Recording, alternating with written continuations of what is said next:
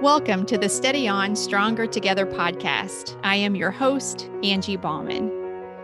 About 10 years ago now, I read the book Rest by Keri Wyatt Kent. My children at the time were about 6 and 1. I was serving as a pastor of a local church, and I guess I believed that observing Sabbath was something other people did who had lives that were less busy and less demanding than mine was. But Keri's book on Sabbath practices was so impactful to me that I began to pray about and make conscious decisions around what Sabbath could look like in my life. I have imperfect habits around it, and the ways I've honored it have changed significantly in the past decade, but I continue to press on in a pursuit of maintaining meaningful separation from my regular life, and also paying close attention to the heart issues that rise up and get in the way. I invited my friend Scarlett to join Keri and me for this discussion. Scarlett has taught me a lot about the importance of silence and solitude during our friendship, and I knew her input would add a great deal to the conversation. Wherever you are with the idea of observing Sabbath, I think today's episode will give you something to think about. Let's listen in. Good evening, Steady On community, and welcome to this author interview with Keri Wyatt Kent. Keri, we are so delighted to have you with us tonight to talk about two of your books, really. Rest, for those who are watching, I'll hold them up. If you're listening, just trust that I'm holding them up. Rest and God's Space. And Rest has been out for probably 10 years or so. Is that right? Approximately, yeah. And God's Space came out when? About 2 or 3 years ago. Okay. All right. And we're going to talk a lot tonight about Sabbath and Sabbath practice. And I have been saying this as I've been kind of promoting our time together tonight, that your book Rest has probably had, and I know Scarlett and I've been friends for a long time. We've talked about rest for years, haven't we? That had the greatest impact on me of any writing outside of scripture on Sabbath. Like it really did. It came into my life at a time that the Lord really used it to get a hold of me. And I have thought of it often for years. And so I'm trying not to fangirl, but I'm really excited about learning from you because I know this is something that's just, it shows up in your work everywhere. So I know it's something that you and the Lord have really done a lot of work around. So I'm very excited that you're here. So we're talking to Keri, and Keri she's a speaker and an author and a writing coach. Is that true also? Mm-hmm. I have a business called A Powerful Story where I help people turn their ideas into a published book. So it takes everything from sometimes it's collaborative writing, editing, and helping them self-publish. So that's my main thing that I do these days. I love that. I have self-published 2 Bible studies, and I will say, like, I've been in a writing group and I've had some coaching, and that the projects would never have gone from here to like this form without just some expertise help along the way, because there's a lot to the process. And if you feel that call and you want to respond in obedience, I tell you what, I don't know about you, but the enemy can really get a hold of you in the details and saying like, you can't get this, you can't get this finished. Yeah. Well, and a lot of times people have expertise in other areas. I work with business people or speakers or people who are consultants, coaches, and they have great ideas, but they don't know how to write a book and they don't know the process of publishing. And so I can be a guide for that and help them, make their dreams come true, really. Yeah. And I want to say that Lisa Littlewood is already commenting. Hi, ladies. Looking forward to listening. Lisa was supposed to be on with us tonight, but she is still recovering from COVID. And Lisa, we miss you. And we're so glad that you're in the chat. And hi to Lisa for sure, and the others that are already watching. So Keri has written 11 books now. Is that right? I think so. Yeah, 11. Yeah, I think so. I love that. Because I'm like, good grief. Yeah, I know, but you can lose track, I guess. And lives in the Chicago area, and you still serve as a lay pastor at Willow Creek. Is that true? I do not anymore, just because what happened was I was doing that, and then I most recently I was serving as content marketing manager at Exodus World Service, which is a refugee ministry in the Chicago area, and I recently ended that, And so I'm back to running A Powerful Story and helping people write books. So. That's beautiful. That's wonderful work. Yeah. So tell us, you have a little bit, but already tell us, but just a little bit more, anything you want to add about just yourself, your family, my husband and I will celebrate our 30th wedding anniversary this year. Congratulations. There's many people who never thought we'd make it this far, but we've defied all odds. We have 2 grown kids, and they're fabulous. I'm gonna hopefully. I saw my daughter over Christmas. I didn't get to see my son because of COVID, but as had asked me about my ministry, I'm very passionate about obviously Sabbath, the topic, and the related topic of hospitality and welcoming the stranger. And so I've been very involved in refugee ministry for the past 4 or 5 years, and was staff with the refugee ministry for a little while. And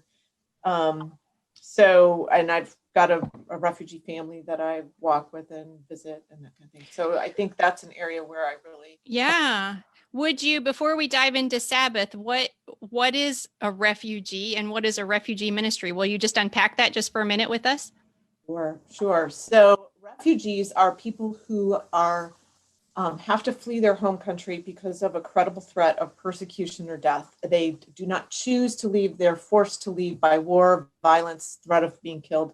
And so they flee across an international border, and then they become, by definition, a refugee. Okay. Most of them are in refugee camps. You've seen that on the news and that kind of thing. And a very tiny, less than 1% of them actually are resettled.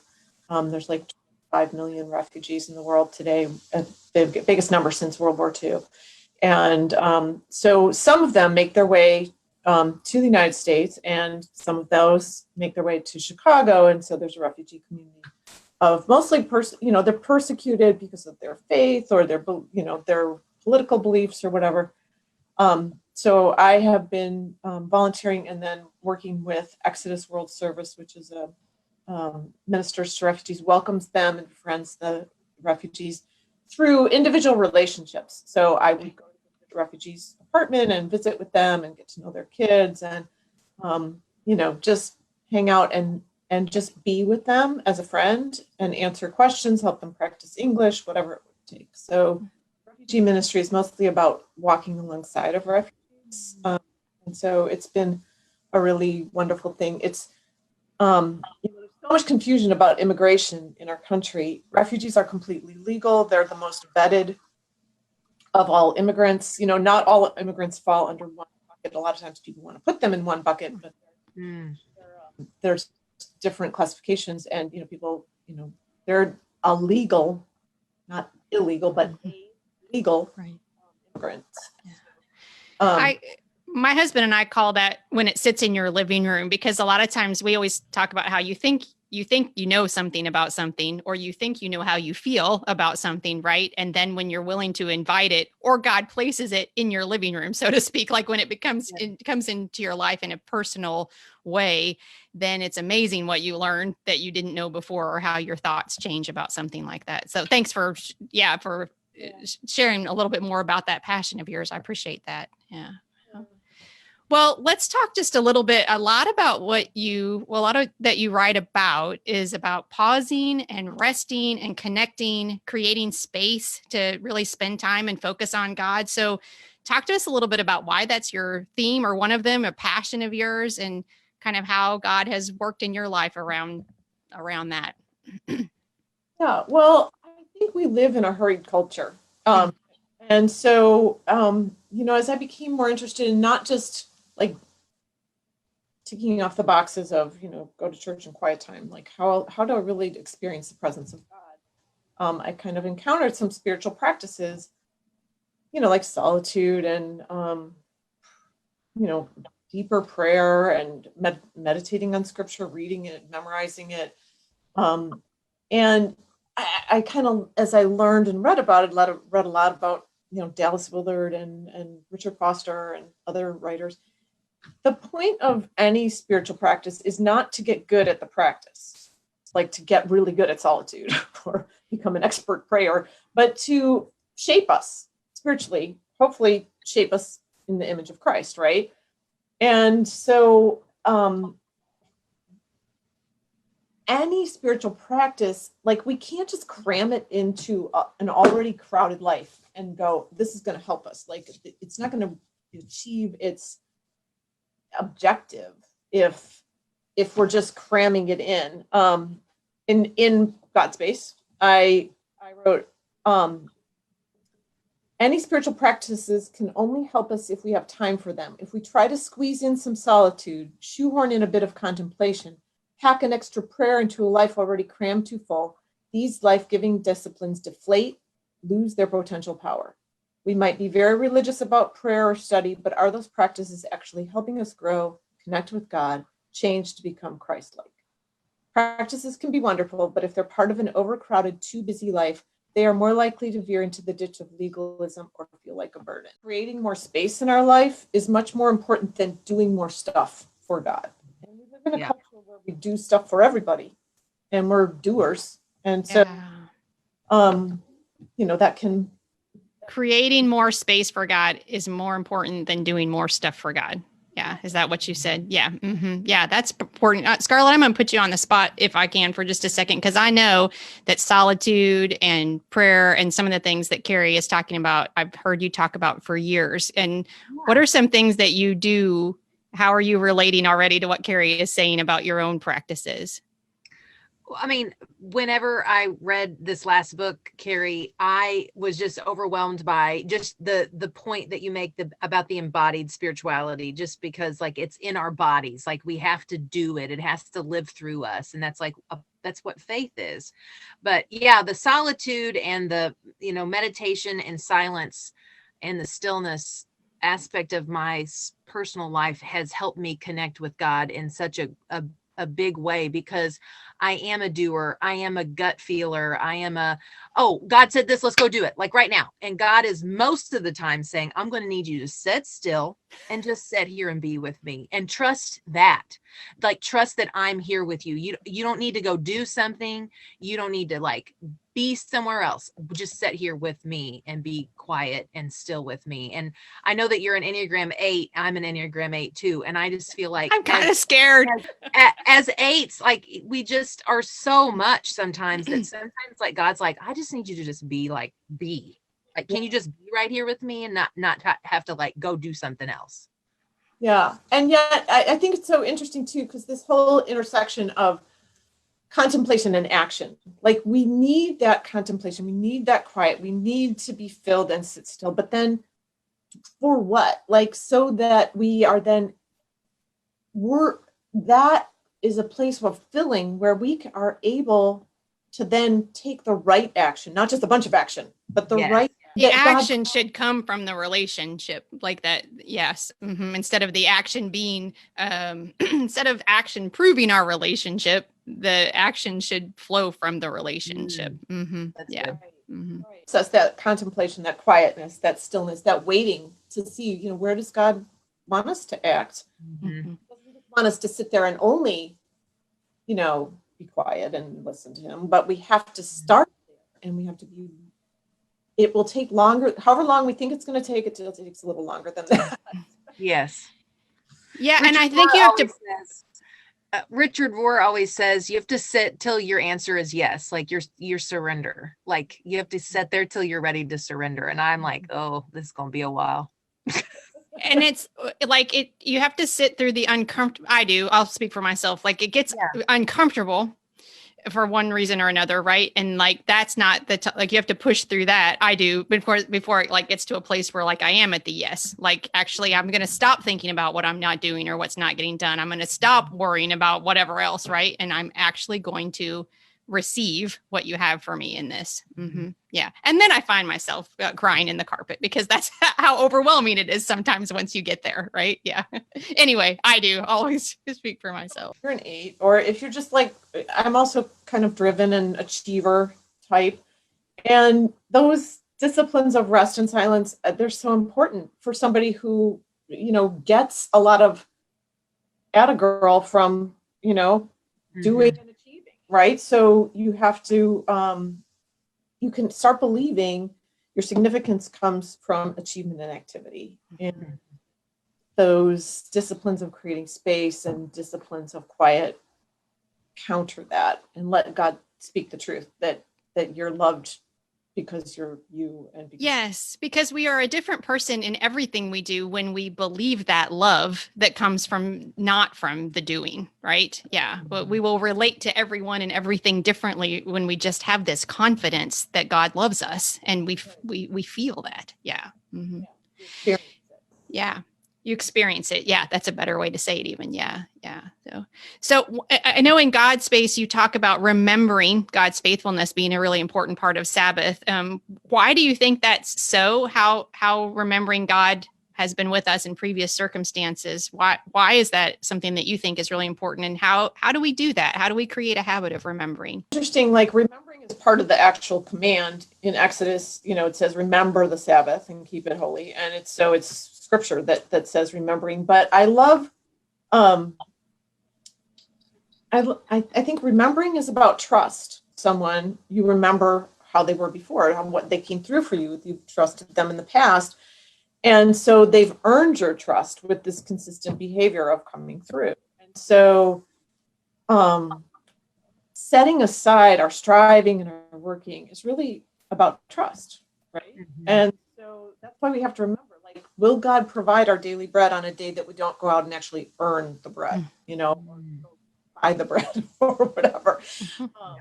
It's the line out of Amazing Grace. His grace has brought me safe thus far, and grace will lead me home. Has His grace brought you safe thus far? And we have to remember, yeah, it has. So it will. And that's, I think, a lot of remembering. But I love this habit of remembering. I loved your question about that. Like Sabbath, because Sabbath is a weekly practice, but it's also, to me, a daily practice. Like each day I have to go, okay, God is here. God is a trustworthy provider. I have to remember that every day, not just once a week, like go, oh yeah, I remember. Oh my gosh, I remember now it's Sabbath. The orienting of our daily rhythms. And we were talking about this before we went live, but like, how do we do a rhythm of daily, like our bodies need sleep every day. And what does that daily rhythm look like? Do we unplug at a certain time? I know I recently have kind of taken some time off of Instagram and Facebook and, social media, because I would fall asleep going like this with my phone. And I'd wake up in the morning and go, where's the phone? Yes. Like, good grief, So, sometimes we have to, like, in our daily rhythm, say, how can I create this rhythm of that echoes creation? The Sabbath command echoes creation. It was, God rested actually every day, right? Create some, today I'm doing, birds, and then I'm done. And try to do them all at once. And God could have easily gone like that and created the world, but instead there's this demonstration of a sane pace of accomplishing and resting. Yeah. I think that habit of remembering, the Lord is really working on my heart right now about changing like a habit that's a thought pattern. I have I speak openly about this. I have abuse in my background. And because of that, I have this abandonment. Like I always am preparing myself for someone to let me down or leave me. And God is really trying to open my heart, not only to trust Him, because I'm pretty good at that, not every day, but I'm pretty good, but actually to allow myself to trust and lean into relationships that have, as you said, proven themselves faithful for a long time. Right. But it's just this thought pattern. And I have this habit. I think He's trying to help me develop a habit, which it's made me think of this when you were saying that, of when I feel that stirring or that fear inside of me. And I think this could be laid down on all kinds of things we struggle with. When you feel that fear, that stirring, that anxiety, that desire to pull away, can that actually like spur us on to remember the faithfulness of God, right? And say, no, actually, I'm going to run to that instead of like running away from it, right? Regardless of our background, all of us right now are traumatized. Yes. Things going on politically, like there's so much trauma that we are experiencing right now. Yes. And so we have to remember God has been with us and will continue to be with us.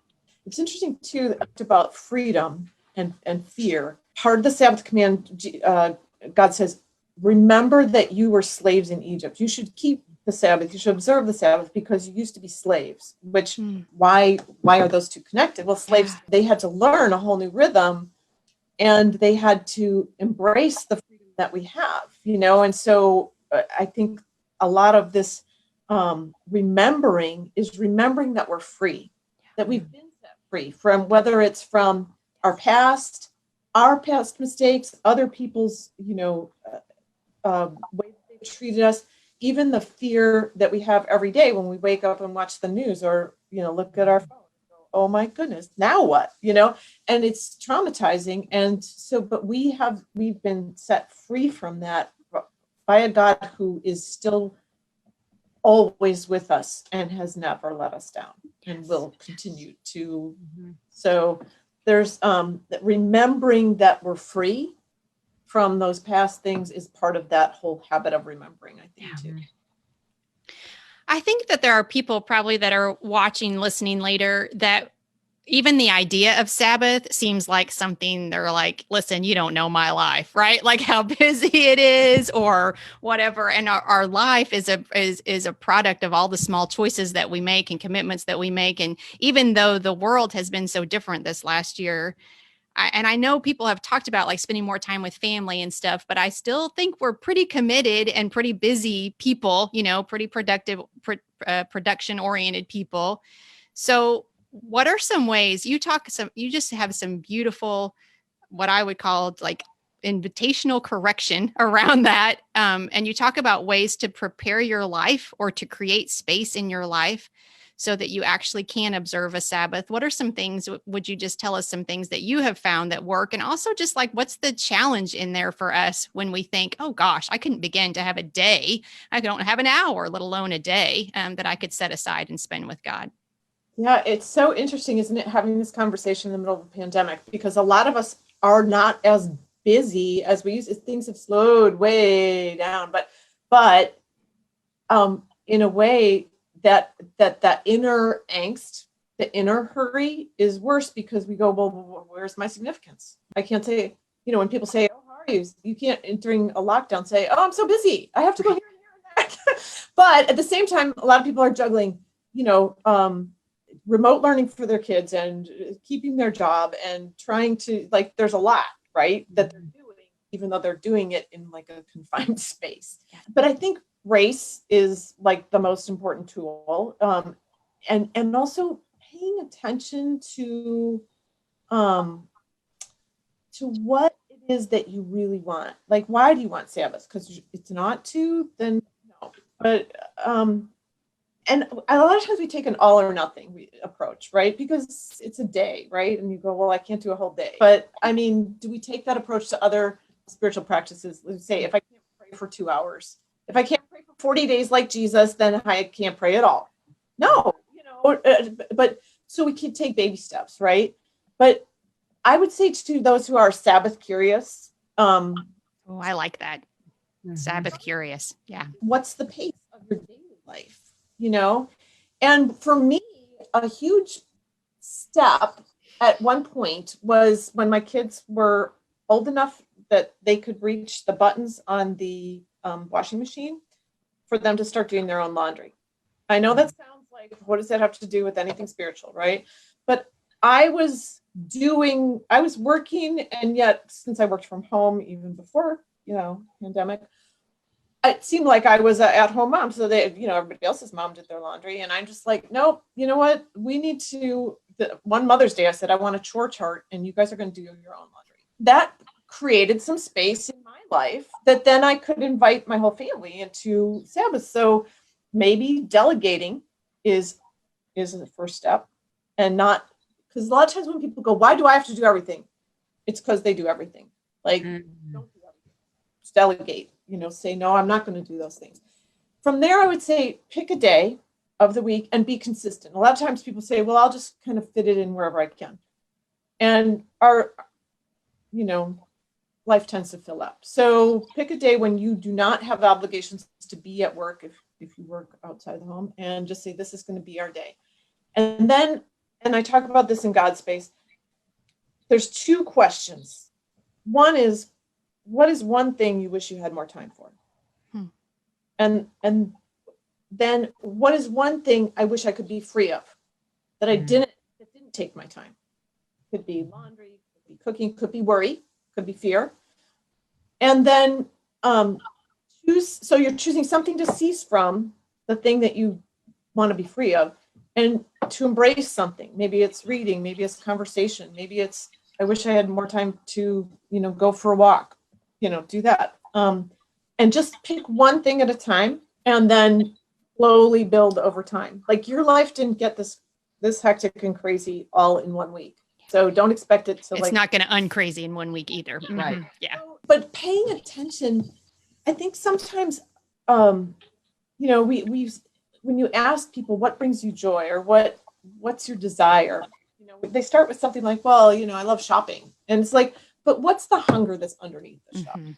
Or is it affirmation? Is it connection? What is one thing you wish you had more time for? And then the other piece of it that I think makes it easier to practice Sabbath is to look to the biblical tradition of a day beginning not at sunrise, but at sunset. Sunset the night before. So this way, if you say, okay, my Sabbath, I'm going to practice Sabbath on Sunday on my calendar. So that means starting sunset Saturday. I have a meal. I go to bed. I wake up. I'm halfway done.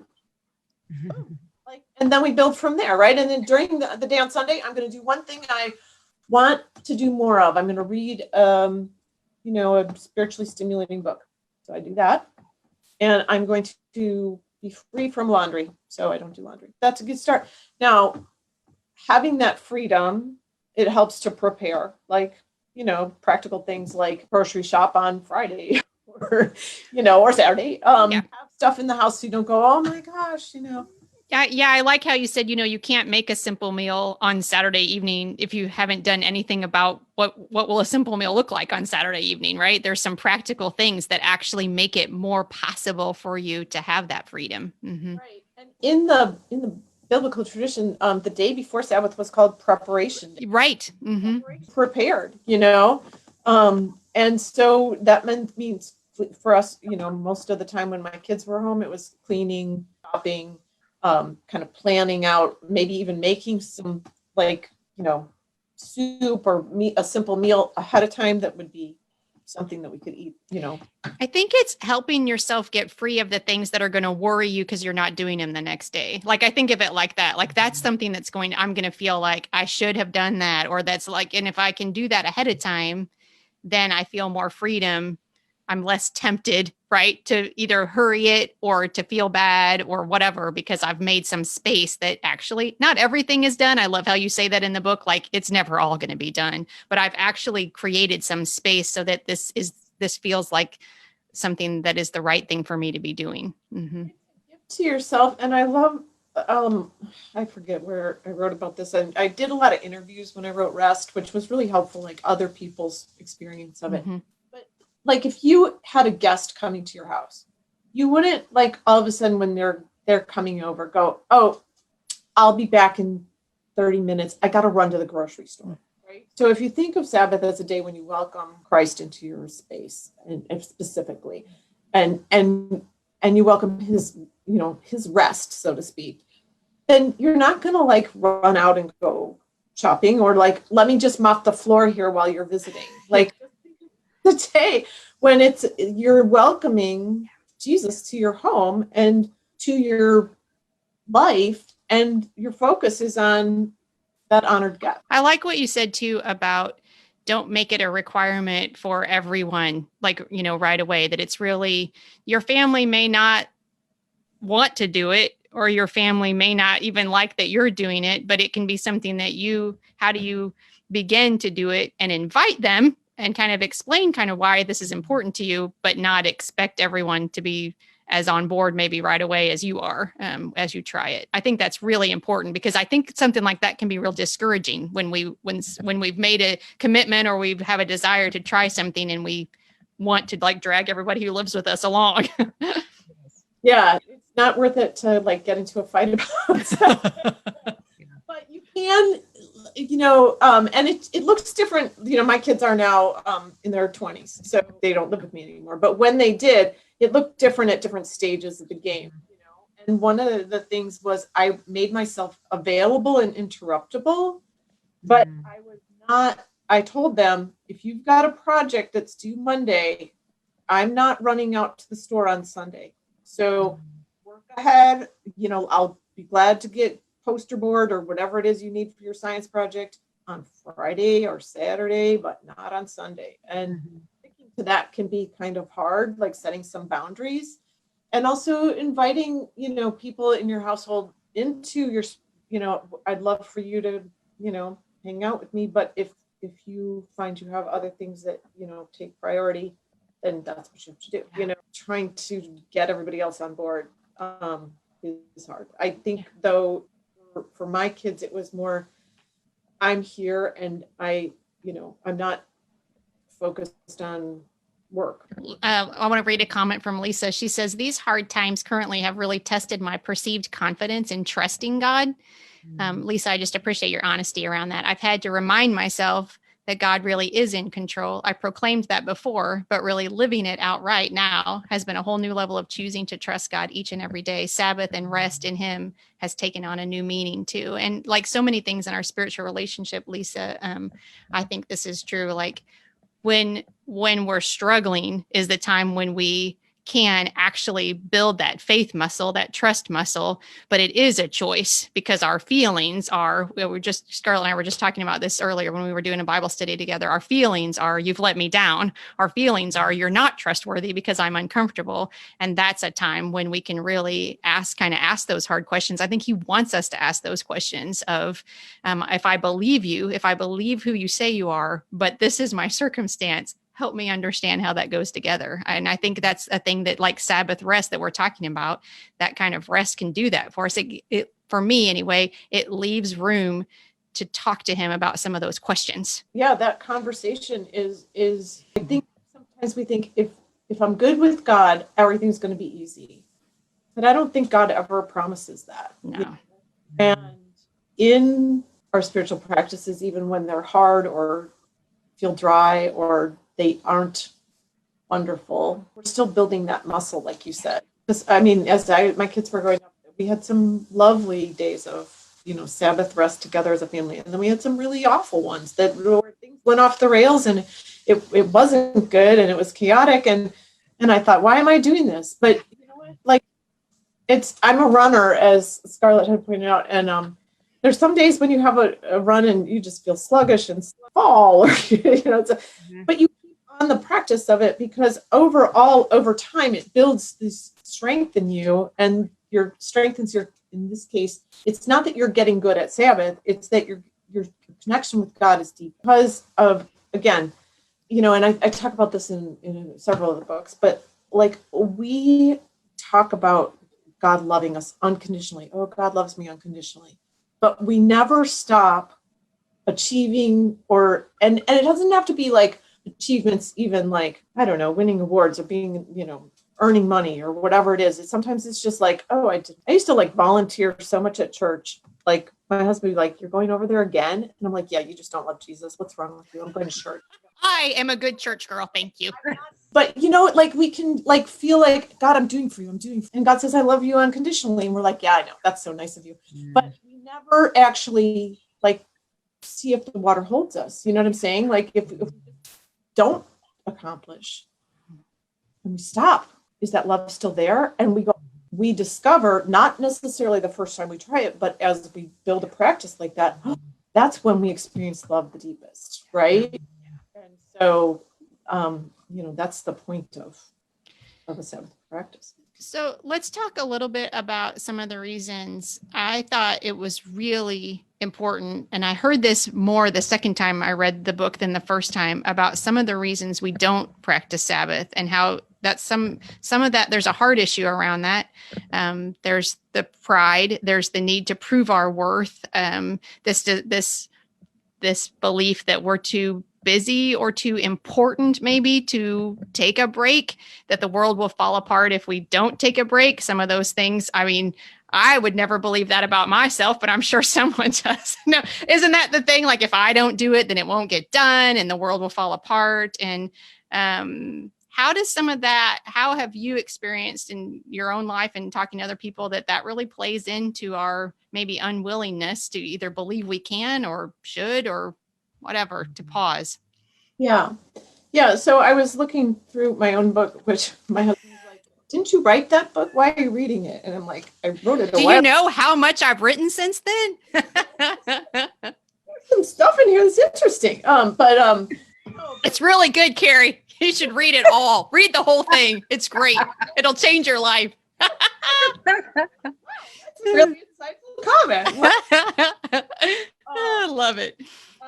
But I did what you were just speaking to. I said, God knows that we tend to think too highly of ourselves, that we tend to think our value lies in our accomplishments, which we were just, that we believe way too much in our indispensability, that we make ourselves God. And this is the part that, as I was thinking about this is the second part of this paragraph says, or we wrestle with a different demon altogether. We believe too firmly in our unworthiness. We think our hard work keeps God's love flowing our way. We think if we are not good enough, that we have to keep earning the approval of someone, God, our parents, our peers. Either way, we end up serving the false God of our own competence. Yeah. And I think, as I've been thinking about it, especially, with all of us coming face to face of what is it I do and what do I do when I'm not doing in this odd year. I think some of us experience shame when it comes to Sabbath. It taps into that shameness, like you're not worthy. Who are you to take a day off? Who are you to sit down and not work, And I think it's because we don't value ourselves enough and we don't think we get to rest because we're so focused on that achieving and doing. When we can embrace the fact that we are deeply loved by God and worthy of that love because we're God's beloved children, I think that begins to open us up to receive this gift of rather than saying, well, I'm not worthy. So it's not your fault if you find it hard to rest. And a lot of times it's not about pride. It's about sort of unworthiness or feeling like, I don't deserve it. Mm-hmm. Yeah. And I think also we don't ask ourselves, what would give me joy? Like if I had some time to spend, what would give me joy? Yes. I remember years ago when I was in some counseling that a counselor asked me that, like, what brings you joy? And it made me mad, the question, because I'm like, I don't have time for a question like that. I have no idea why. But it really began to stir something in me because I wept when I left. You know what I mean? Like I wasn't really mean about it because I wouldn't be that, but I was mad inside where I'm just like, what a stupid question. I don't want to answer that question, but it stirred this. You don't even know the answer. You're so far removed from actually what, the joy that I want to give you, the Lord speaking to me, that you've not created any space for me to speak to you, to call you. You are working so hard and I see that, but that's not what I need from you, or what, not need, but that's not what I want in our relationship, and that question, that's a hard one for me that I ask myself quite a bit still, because I don't want to forget the answer again. And my tendency is to forget the answer. Our culture, oh my goodness. First of all, for women, right? Because we're supposed to take care of everybody else. Then they're Christian women, and we're supposed to be sort of martyrs and ask what would bring you joy. We really don't know, and it does make us. Yeah. I don't know how to answer that, and yet, and so then we read a book that says if we clean our closets, it'll spark joy. And no, maybe, but that's not. Well, I'm a 1, so it might bring me joy. You're loved even if you have a messy closet. Should I show you my closet? It's a big Well, Scarlett's in her closet, so I know that's not important to y'all. Is on the bottom of books. If you want some, I'll send them to you. But we and so it's been interesting being now an empty nester because if we don't ask, at certain seasons, we come to a season where we go, okay, now what? What if I don't know what brings me? And I all of a sudden I do have time. I'm not. When we stop the busy, we collapse because we're like, well, now what? And so I think it's an important spiritual discipline to ask yourself what gives you joy and what is your deep desire, because your deepest desire that goes under your desire, like for chocolate or shopping or more stuff, the perfect dishes for your house or whatever, is this desire for connection with God that God put in you. Like, it's not something that comes from you, it's something that God placed in you, and for you to sort of unpack and discover and find. And then there's this beautiful thing of God says, and now I want to give that back to you. Like, what would bring you joy? Then go do it. Enjoy. And sometimes you find it like in a discipline that is hard at the time. I think about this refugee family that I started meeting with when, in 2016. And this young family,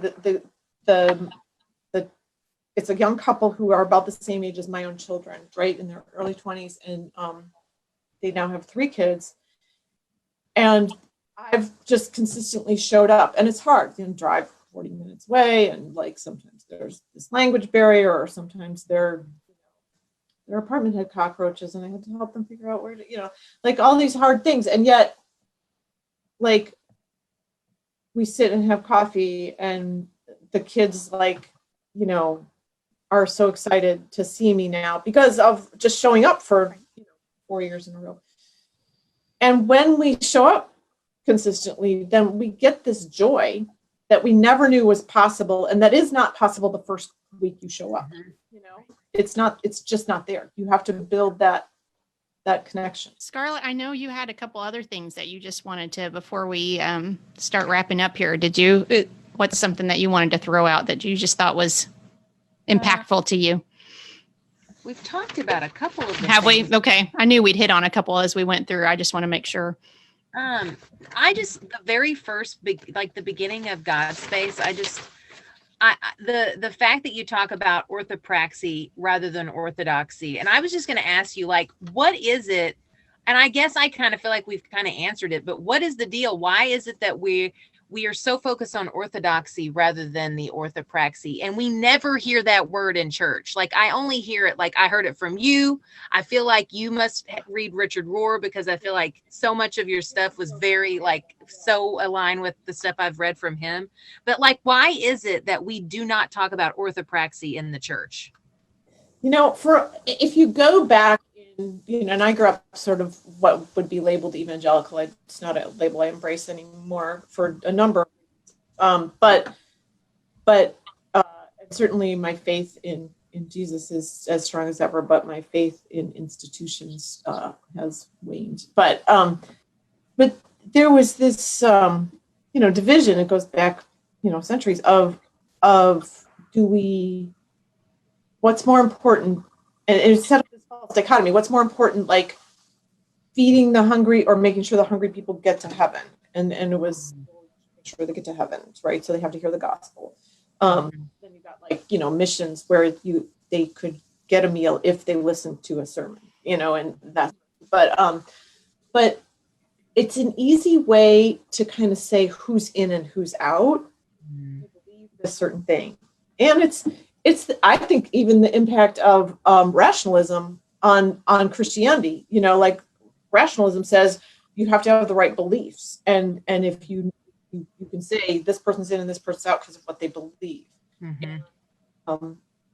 I never even Matthew 25 talks entirely about doing. Mm-hmm. Hungry, visit the prisoner, clothe the naked, whatever.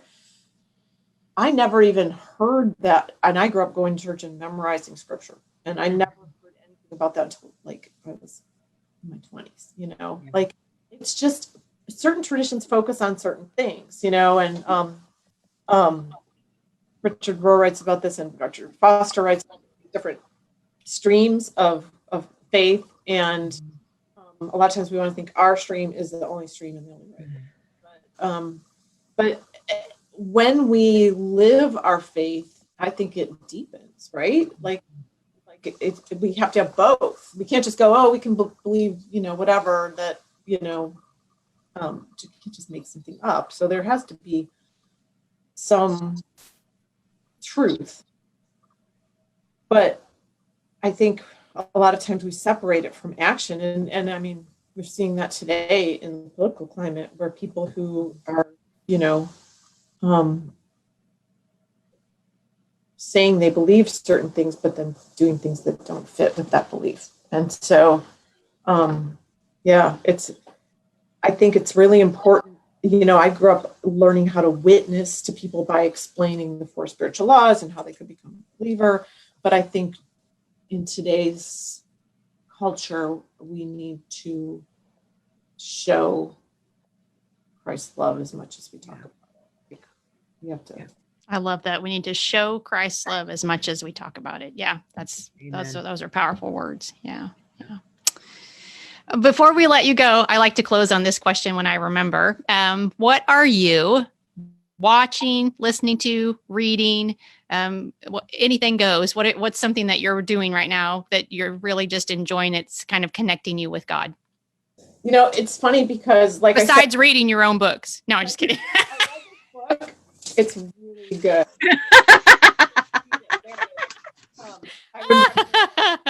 And I'm giving away a signed copy. There's a post on the page. So those of you who are watching, I'm giving away, Keri sent me a signed copy and I'm giving it away. So go ahead though, really. I'll let you talk. So, okay. In addition to reading my own books, which it's different now than being an empty nester. So that's interesting. But it just so happens, as I told you guys, I recently decided I needed a break from social media. And so I'm not reading and not listening to a lot of things, but I'm kind of re-embracing silence. And I live in Chicago in the wintertime, but I do try to get outside and go for a walk in the woods or a run in the woods. I'm really trying to listen to the silence. And I'm engaging in deliberate quietness. I'm also, since I am not on social media and I fill up and I got kids at home, I read a lot anyway, but I'm reading more. And so the book I'm reading right now, for fun, is The Secret Wisdom of Nature by Peter Wohlleben, I think is how you say his name. He's a guy from Germany. He wrote The Hidden Life of Trees. Have you read this? Okay. Mm-hmm. This is the 3rd book in the series. It's called The Secret Wisdom of Nature. It's not, he doesn't talk about God, but he paints a picture of creation, everything from the beetles to the fungi to the birds. And you just go, wow, God. Every time you read a page of it, and he writes so beautifully about it, is how animals and trees can even communicate with each other. And so his observations about the natural world really make me want to worship the Creator. Yeah. Mm-hmm. And remind me that even though there's chaos in our country right now, there's so much that is uncertain, the Creator knows what. Yes, Scarlett actually has been very instrumental in reminding me about God's goodness in nature. And one of the things over the last year or so, I taught Genesis about a year ago, and it just really, I teach inductive Bible study, but I when I got into it, it's not like I hadn't read the story of creation before, but when I studied it anew last year, it just reminded me so much about God's faithfulness in nature. And I think nature and outside can be a wonderful way to remember God's faithfulness, because it's just, if you notice it, it can be everywhere. His hand is just everywhere. So yeah, yesterday or earlier this week, I went, I happen to live near some forest preserves, which is a uniquely Illinois thing, I think, but I live near the largest forest preserve in Illinois, which is Deer Grove Forest Preserve. And I went out on a snowy morning, and the trees were all coated with snow, and it was cold, but it was so beautiful. And just seeing that beauty is a way for me to help me pay attention to God. And I love that like old catechism that says we're created to enjoy God and glorify him. And we can't really do that in a hurry. We can't do it in a hurry. Yeah. Mm-hmm. So I feel like that's something that I'm just trying to, remember, like enjoy God.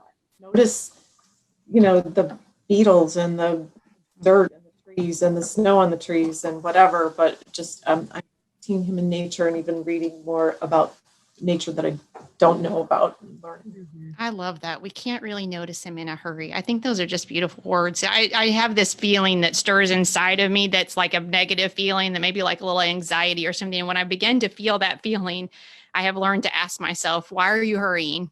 Because that's what it is. To me, that's what it's just like you're trying, something, you're trying to do too many things at one time. I'm like, you're hurrying. And when I feel like that, like God is not on my mind, yeah. This has been so delightful. Thank you so much for spending this time with us to talk about this important subject. I know you're not on social media right now, but when you are, remind us I know you hang out on Instagram sometimes, right? Yes. You can look for Keri Wyatt Kent on Twitter, Facebook, or Instagram. I will be back, and I just blow up my accounts. I just break. And we totally support you in that. Yes. Keri's at KeriWyattKent.com. Scarlett, thanks for joining me tonight again. And until next time, peace. During our conversation, Keri asked the question, what is it that you really want? I'm not sure there is a more important question for us to keep in mind. What do we want? I know what I want. I want connection with my Creator. And being connected to Him means making space for pausing and resting and listening. Because as Keri wisely reminded us, we cannot really notice Him in a hurry. Thank you so much for listening. I pray that wherever your day takes you, you are walking in the confident knowledge that you are a beloved, cherished child of God. Peace.